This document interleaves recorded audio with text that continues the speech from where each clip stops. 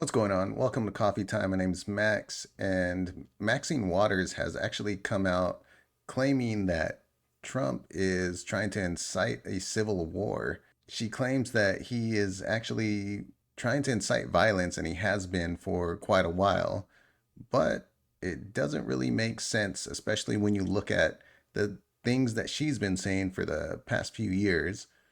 So before we get into that, don't forget to like and subscribe. And if you haven't already, hit that notification bell to be alerted for new videos.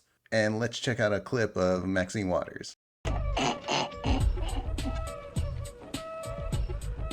Damn, this is some good shit. Sorry, wrong clip of her. So here's the clip in question. I'm worried that Trump is on the edge of creating a civil war. He alluded to it more than once. He alluded to the fact that if he did not get reelected, that there could be a civil war. What does Trump expect? Oh, I believe he expects violence. I believe he expects confrontation. I believe he's working toward a civil war.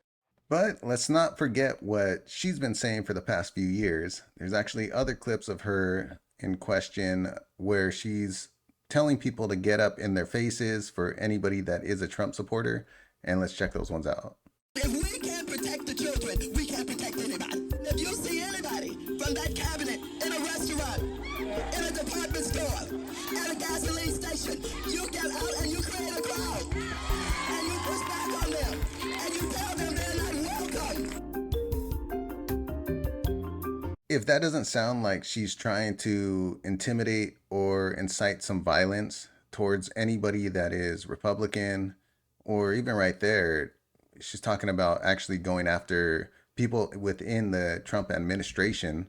It's crazy to think that she's making that accusation of Donald Trump trying to start a civil war, trying to start violence. But that's not the only clip. There's actually many more, but I'll show another one as well. So here's another clip where she's unhappy about the way that the judges ruled on a verdict, or she wants it to go a certain way, and now she's saying exactly what they should do if they don't get their way. I am very hopeful, and I hope that we're going to get a verdict that is say guilty, guilty, guilty. And if we don't, we cannot go away. And not just manslaughter, right? I mean, Oh no, not manslaughter. No, no, no. This is guilty for murder. I don't know whether it's in the first degree, but as far as I'm concerned, it's first degree. Congresswoman, what happens if we do not get what you just told? What should the people do? What should protesters on the street do? I didn't hear you. What happens? what should protesters do? Well, we got to stay on the street, and we've got to get more active. We've got to get more confrontational. We've got to make sure that they know that we mean business. So she's saying right there for people to get more confrontational and to make sure that they know that they mean business. Let's give her the benefit of the doubt and say that she's not trying to tell people to go to violence. There's a lot of people that are riled up about situations like that, where that sounds like a call to violence. I'm not saying it's something that she should be prosecuted for necessarily, but being in the position that she's in, of course, that's going to make certain people take it to the extreme, especially when you have so many on the side of peace and tolerance that certainly aren't that tolerant and don't hesitate to go and commit some violent acts. So I really just wanted to talk a little bit about this because I've been seeing a lot of this craziness going on, committing violent acts, trying to basically terrorize the citizens.